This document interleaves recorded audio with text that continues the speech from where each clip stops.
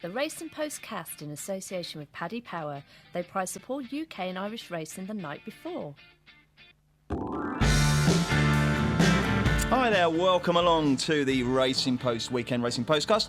I'm Bruce Millington, and joining me on the panel to look ahead to the weekend action are my Racing Post colleagues Paul Keeley and David Jennings, and also from Paddy Power we've got Brendan Duke. I tell you what though, chaps, I've got to say, my mood is, I'm so depressed. Brexit, so much hope, and then it just all went hideously wrong.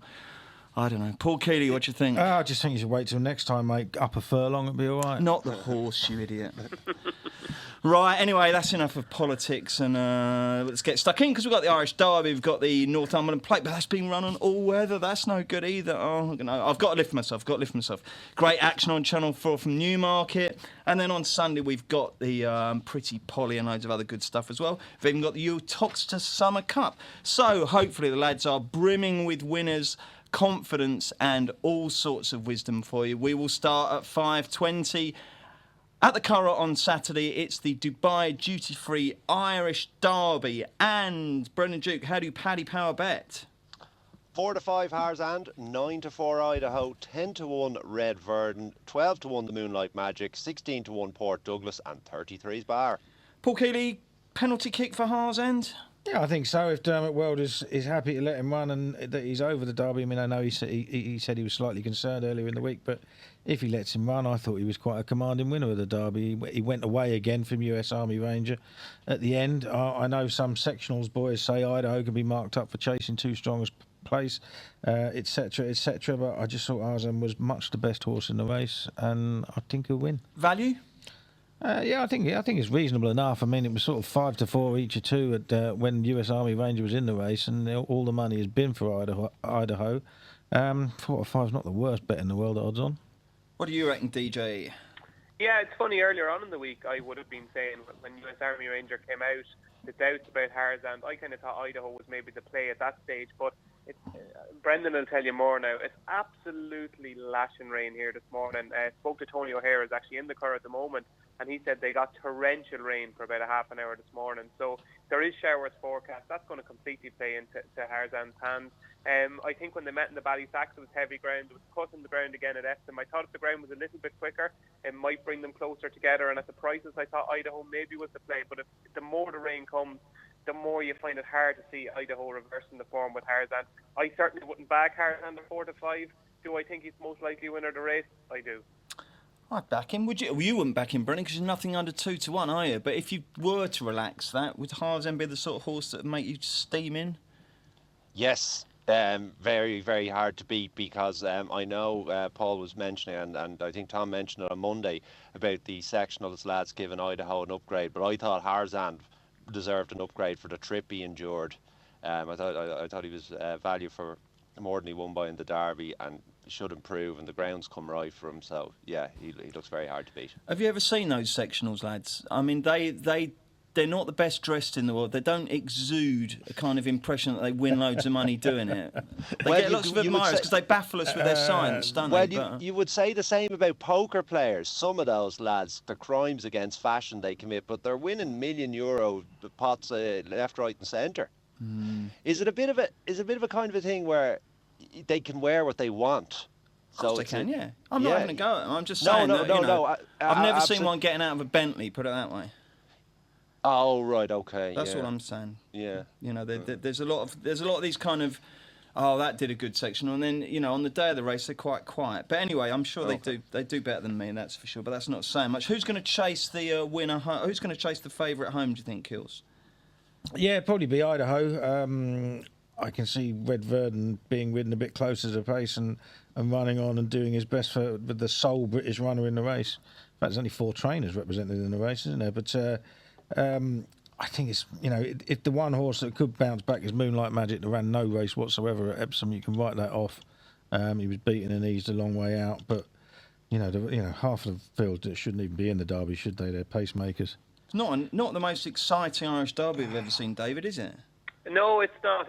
It's a pity US Army Ranger came out, because if he was there, you know, the whole buzz around the rematch with Harzand would be there, and Idaho, it's just not the same buzz a Harzand Idaho match as it would be with US Army Ranger. I actually think Port Douglas will probably get into the frame at some stage. I thought Colin O'Donoghue went too quick, as it proved from your sections men at Epsom. Just, he was knackered by come to finish. I know you fancied it at a big price, but I just thought if they were a little less aggressive this time, I don't expect them to. There's more rags in the field here than him, and I don't think they're going to make the running with him this time. And I think if they are a little less positive with him early on, I think he could sneak into a place around 16 to 1. I think he might be a little bit of value just to sneak into the frame. Are you doing the railway stakes, Brendan? You got that priced up yet? No, I'm afraid not. We only have... Give us the winner then in that case, if you can't give us any prices. Of the railway stakes? Come back to me, please. All right, and Kills first. You can go first. You got a view? I haven't got a massive view, no. I mean, it's a lot of it's just maiden form, isn't it? It doesn't, to me, look a particularly strong race. Pease Envoy has obviously got the best form, fourth to Prince of Lear in the Norfolk. I'd give Dream of Dreams half a chance. Kevin Ryan sending them over and booking Pat Smullen. I think he's going the right way. Probably being by Dream Ahead, who really relished soft ground. Fair chance that he might handle it well. All right, David, you'll have a view. Yeah, I'm fascinated to see how this is going to be priced up when it is priced up, because it's really, usually there's a kind of a standout candidate from Ballydoyle in the race, but this year there doesn't appear to be. And it's, over the years, I think the last favourite to win it was back in 2009. I remember Alfred Noble won it. I don't think any favourite has won since. And it really is a tricky race this year. Like, there's a couple of impressive maiden winners.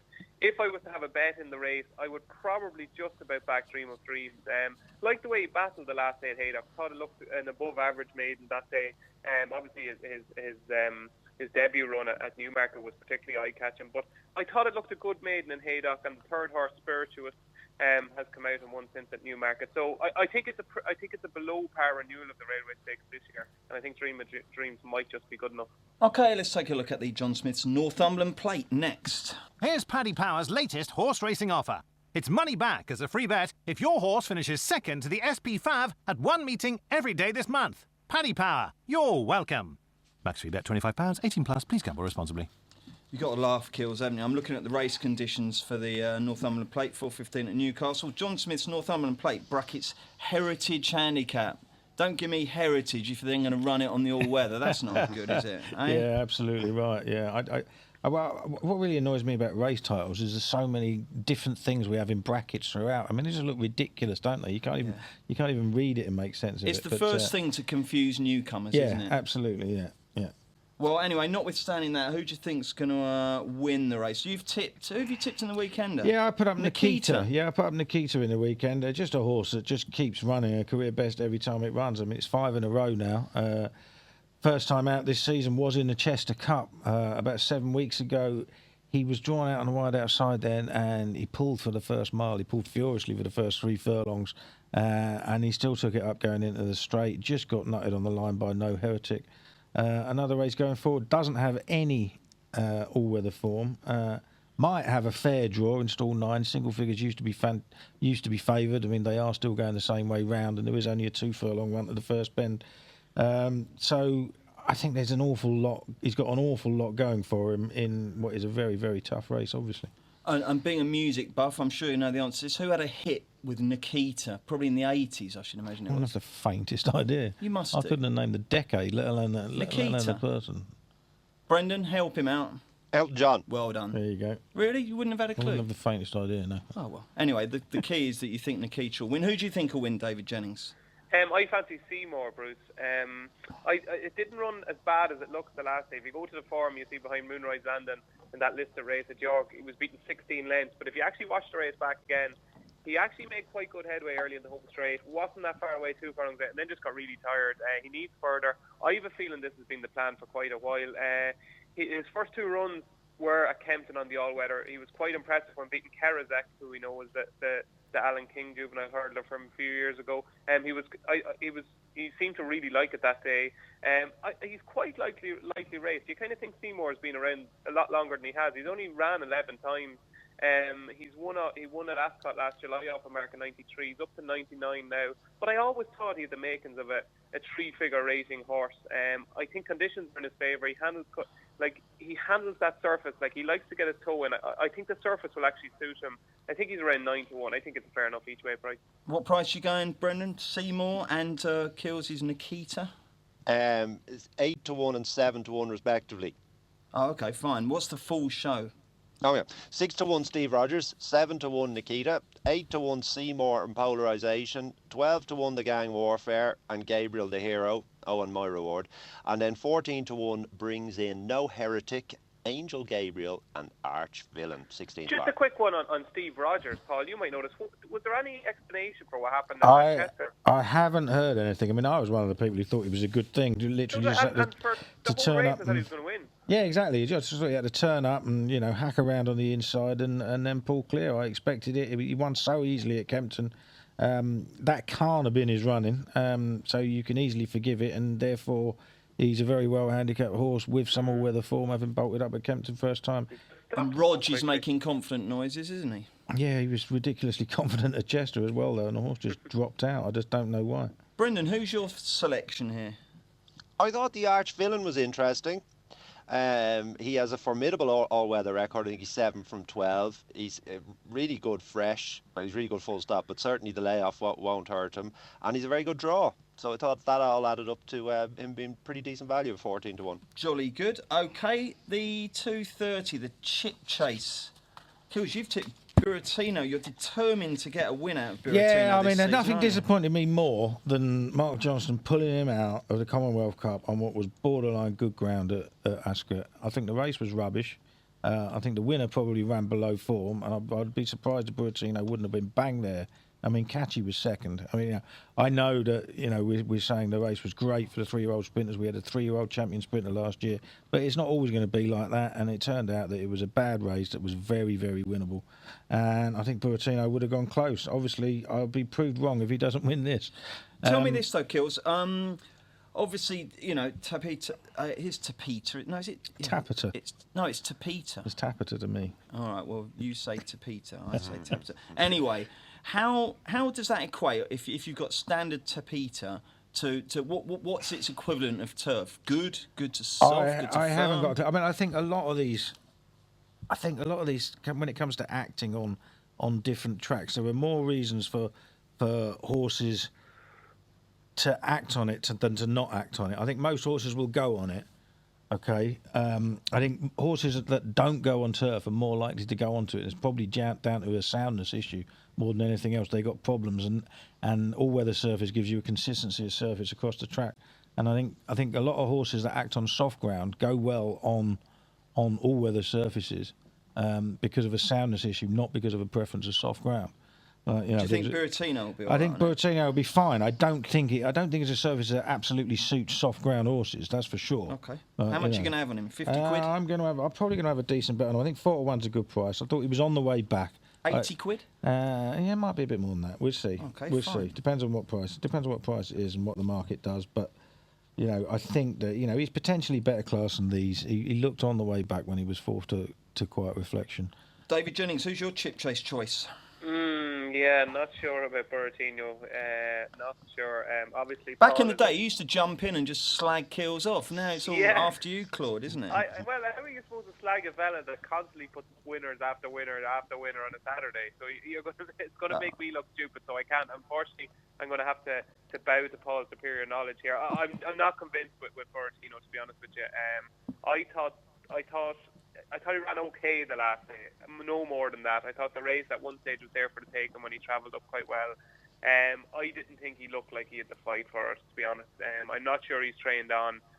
Paul's eye, as I said, is better than mine. I think 4-1 is, I think he deserves to be that price. I don't think he's a cracking bet or anything. I think the interesting one is probably Pretend, who looked a superstar on the all-weather back at the start of last spring.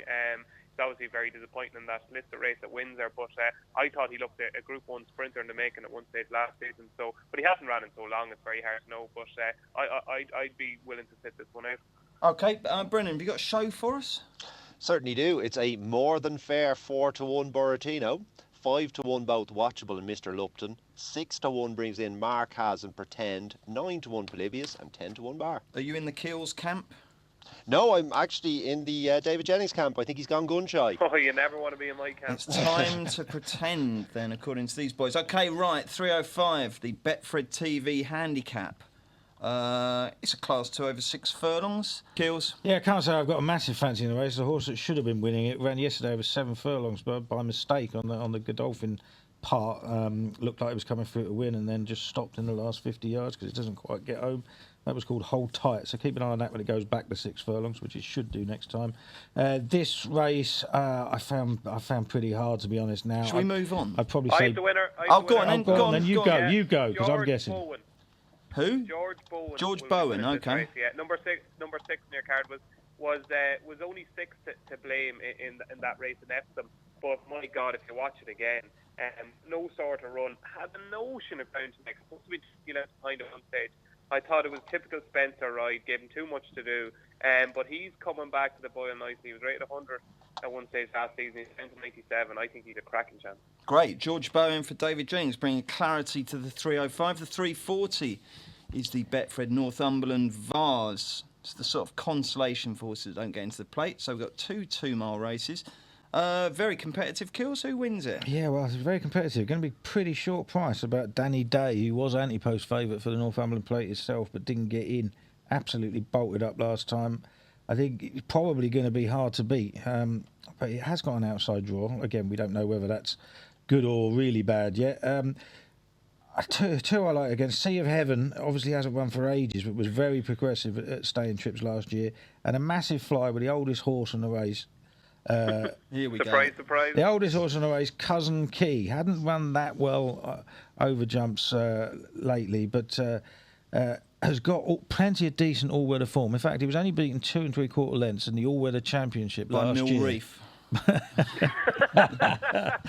was only beaten 2 3/4 lengths in the all-weather championship last year by horses rated well into the hundreds, and he's running off 89 here.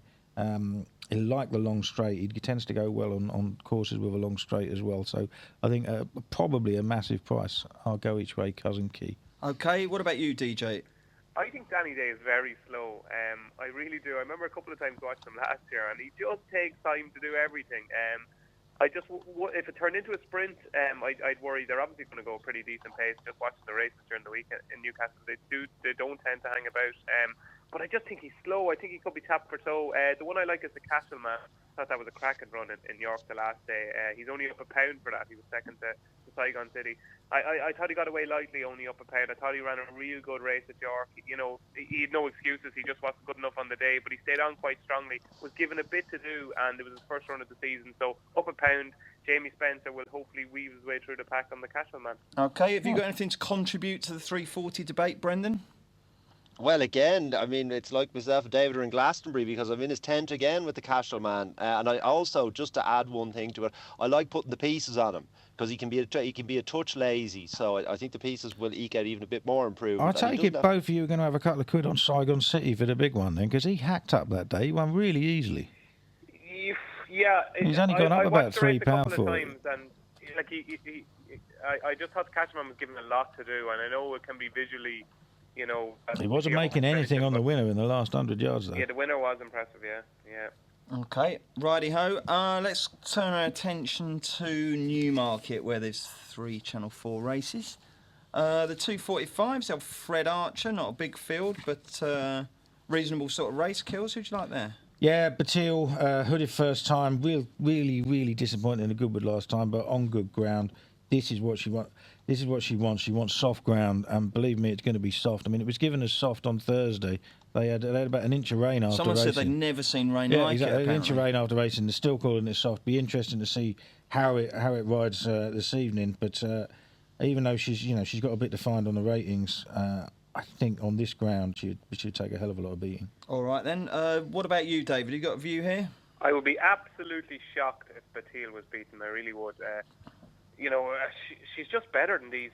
Be staggered, you mean? I'm not. I don't want my quote to be on next week's podcast, though. But I just think she's so. It's a desperate race, and she's an improving filly, I think, and I think she'll win. Brendan, how much do you want to be engaged in the Newmarket chatter? Have you got any fancies? Well, not particularly in this race. Give us one where you do. Oh, the Hannon thing in the 320. This Somebody to Love, is it, down the bottom? Who had a hit with Somebody to Love? Somebody I know that. to Love. No, I don't know. You just sung it. Yeah, I know, and I don't know, but that's what I was trying to... Go on, David. Somebody. Oh. Come on, Queen. Ah, cool. Oh, yeah. Solid. All right, anyway, why'd you fancy Somebody to Love? Well, I mean, it was a wildly impressive debut in Sandown when she did everything wrong and still bolted up. And even more importantly, it looks like the way she's bred, she's by power out of a Cadou Genereux mare, and should actually improve for the soft ground, and she doesn't really have to. It's not a great race. I don't think she'd be much of a prize now, but I expect her to win. OK, let's go on to the 355, which is the criterion stakes, Group 3. That's a decent old field. Kills, who's going to win it? Yeah, I quite like this race as a punting heat because there are quite a few obviously known soft ground performers all at the front of the market, and the market seems to have sort of dismissed almost Here Comes When, who I reckon is probably around about the 8 or 9 to 1 shot. Brendan, is he? 8 to 1 is right, Paul. Yeah, 8 to 1 with you. He's only, for a horse that really likes soft ground, he's only won it 4 times in his life. He won the first 3. He got beat ahead by So Beloved, who's the favourite in the race. The last time he ran on soft ground, only got beaten ahead. He was 13 to 8 favourite that day. He's 8 to 1 now. I think he's a cracking each way bet. Andrew Baldwin's team's in really good form. He's got ground to make up because he's behind a few of these at Haydock last time, but the ground was borderline fast then, which he doesn't want. This is going to be really, really deep ground, and I think he'll relish it, and I don't think he'll kick him out of the frame. That's one of those ones. When you hear Paul Keeley go into overdrive like that, you just have to back it. So I'm definitely going to back Here Comes When. Can you persuade me to do anything else in the race, David? Well, I see Paul's point with the prices with So Beloved and Here Comes When, but the only thing I have, I would say, is that I think So Beloved is better now than ever, and I think Here Comes When is probably not. So I think that since then, I think they've gone in opposite directions. And well, I think Here Comes When got a bit closer to Home of the Brave on easy going first time up, didn't it? Yeah, it did. But the last day was sure it must have been 4 or 5 lengths behind So Beloved at Haydock the last day behind Home of the Brave. So yeah, ground is what he wants though, mate. It'd be much closer. I'm not saying he'll win. I'm just saying that the prices is just a stupid price. So the ground as well though. So, I don't know. I can see Paul's point with the prices, but I side with So Beloved. Who do you think will win it, Brendan? And how do Paddy Power bet?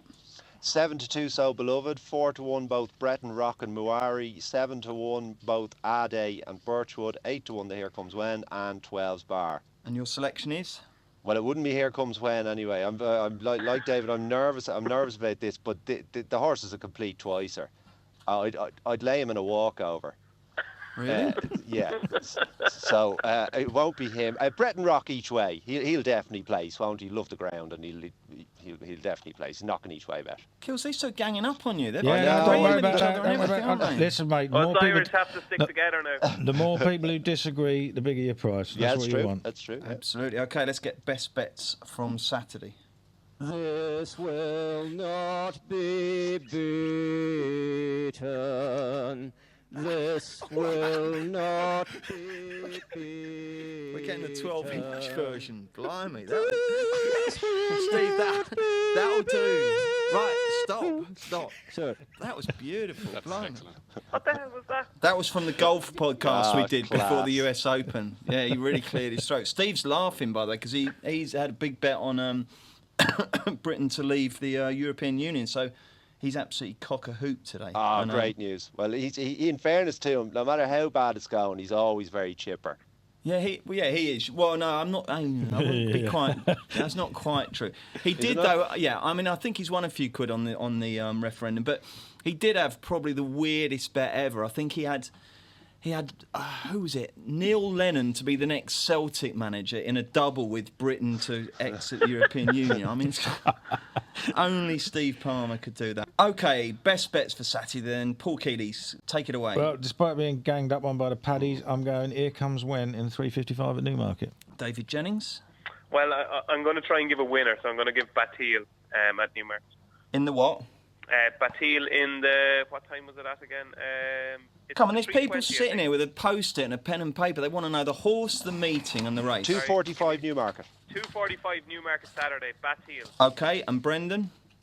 Somebody to Love, 320 Newmarket. Great, well, there's 3 for you. OK, we'll have a look at Sunday in just a moment.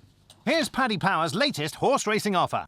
It's money back as a free bet if your horse finishes second to the SP5 at one meeting every day this month. Paddy Power, you're welcome. Max free bet £25, 18 plus. Please gamble responsibly. Hi there, Bruce Millington, Paul Keeley, David Jennings, and from Paddy Power, Brendan Duke. We've looked at Saturday, let's look at Sunday. Decent card at the Curragh, featuring the race named after everyone's favourite parrot. It's the See the Stars Pretty Polly Stakes, and it features the absolute aeroplane minding. So we better start with that one. Only 4 opponents. I'm presuming, Brendan Duke, that Paddy Power are not giving much away with minding. 1 to 4, Bruce. OK. 8 to 1 Cora, 10 to 1 Speedy Boarding, 12 to 1 Lucida, and 33 is the Baka. OK, right. Well, are we just talking forecasts here, Kills? We're presuming we're not going to look beyond minding, are we? Oh, I wouldn't have thought so. I mean, she's having quite a testing time of things, isn't she? Running 3 classics already. No easy race at the Curragh, no easy race at Epsom, but I mean, she does look sort of head and shoulders above these, doesn't she? I'd take Cora for second place. I think she's going to continue improving this year, but they are giving them chunks of weight to the 3-year-old as well, who's a very good one. So there's no question here, is there, Kills, that the Oaks, I mean, obviously Architecture didn't run very well at Ascot, that the Oaks is just absolutely one of the most appalling classics ever run, and that she may not have run as marvellously as we all thought at the time. I mean, I wouldn't mind betting that she doesn't really stay a mile and a half, but she's just a class got her through, and it looked like a strong staying performance at the end of the day.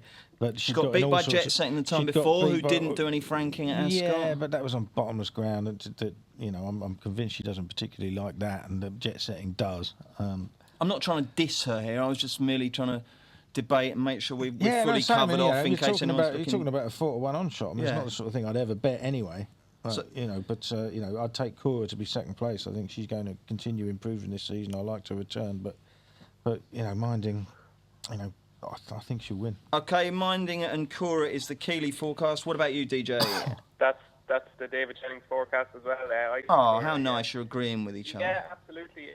I fancy Cora to finish ahead of Speedy Boarding.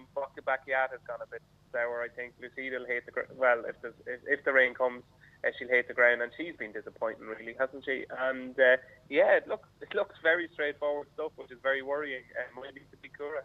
OK, and Brendan, I think are you still a Lucida fan, or has that candle gone out? No, I am definitely a Lucida fan, and all these runs on the wrong ground will make her a big prize for the Falmouth. If she gets her ground in the Falmouth, she's a huge runner. It's only a couple of weeks away. It'll be bottomless then as well. Yeah, I know. Honestly, it's just this rain's playing havoc, isn't it? It's really not good.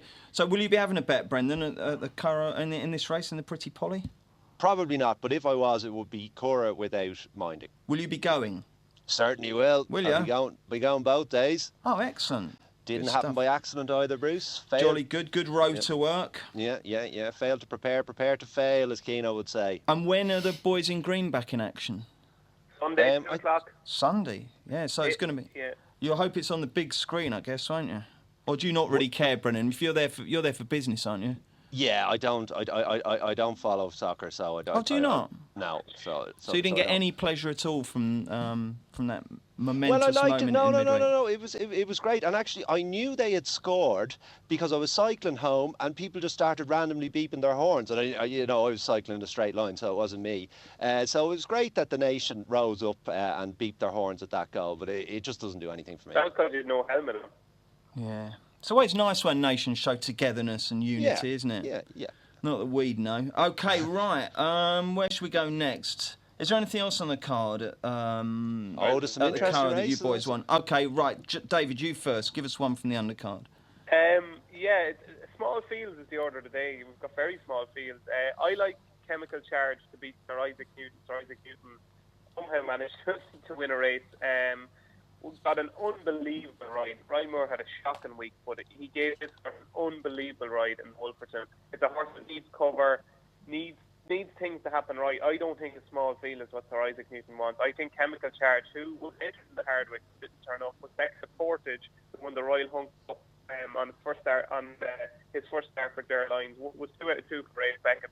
I'm going to, David, I'm going to have to stop you there because we're getting about 50% of that. Go and stand on some high ground and we'll come back to you in a sec. But chemical charge is your fancy. Now, Brendan, you sounded like you've got the bit between your teeth here. It sounds like you fancy your chances. Well, could I pick up the David Jennings baton and run with it? This chemical charge, I backed this the last day. It was Derby Day, a dark day for me, but it was Derby Day in the Curragh and I was there. Very good looking horse. So I backed him because I thought he was going to get the soft lead. He really needs a mile and a half. But they decided to hold him up off no gallop. Now, I understand why. He was off a 2-year layoff. They probably just wanted to see what they had. But I suspect he'd be making this a much sterner pace over 10 furlongs on soft ground that he handles very hard. And to add to that, Brendan, I did a feature with Colin Keane, and he was one of the horses we mentioned. And he said they had done very, very little with chemical charge at home before it ran into Curragh. They just were testing the water, so there should be heaps of improvement to come. Should be. Well, I tell you what was that dreaded bounce factor doesn't come. Well, I tell you what was interesting, Dave. They hammered him in the betting close to the off. The late cash screams loudest. He was 4-1 into 5-2 in about 2 minutes. Okay, it was a messy betting race that day, wasn't it? It was. Any other calls for Curragh, David? The Curragh Cup is very disappointing. I backed Cymro. Is it Cymro with Tom Bascom's at Royal Ascot? He never went a yard. I have no idea what happened. Cymro. I have no idea what happened, but it's a desperate race. He's rated £4 higher than ever now. He'll have to give weight away, but if he could bounce back to the form at Chester, I think he would probably win. And in the last race, the 5:55, I thought Eddie Stone Ross in great form for Johnny Murtha and Conor King just travels like a dream. Might be able to complete the hat-trick. Okay, Brendan, anything else for you there? Yes, just get there early, Bruce, and watch out for Glen Eagle's full brother Taj Mahal, who you won't be shocked to hear we've been laying for the guineas before he's ever run. Yeah, got so many good names for their horses, aren't they? Taj Mahal, that's lovely. Yeah. Excellent. And so you think that'll kick off a great career potentially, yeah? Well, potentially. I mean, you obviously have the caveats when it comes to Aidan, like with that Churchill. He got beat first time up because he was completely clueless. But it'd be just interesting to see how he runs. Okay, 3:30 at Utoxeter. Some good old mates from the jumps game there, Kills. What Warrior's got a nice low weight for a horse that likes decent ground. As long as he don't get any more rain, I might have a look at that one. Okay, let's do Sunday best bets. If you only got one bet on Sunday, what's your one for Sunday, David? Oh, chemical charge all the way. Is that your one as well, Brendan? It is. Excellent. Okay, thank you very much. Thank you for listening. We are back on Monday when we'll look back at the weekend. Should be some decent talking points, and we'll look ahead to Saturday week's big race, which is the Coral Eclipse, weather permitting. The Race and Postcast in association with Paddy Power. They prize support UK and Irish racing the night before.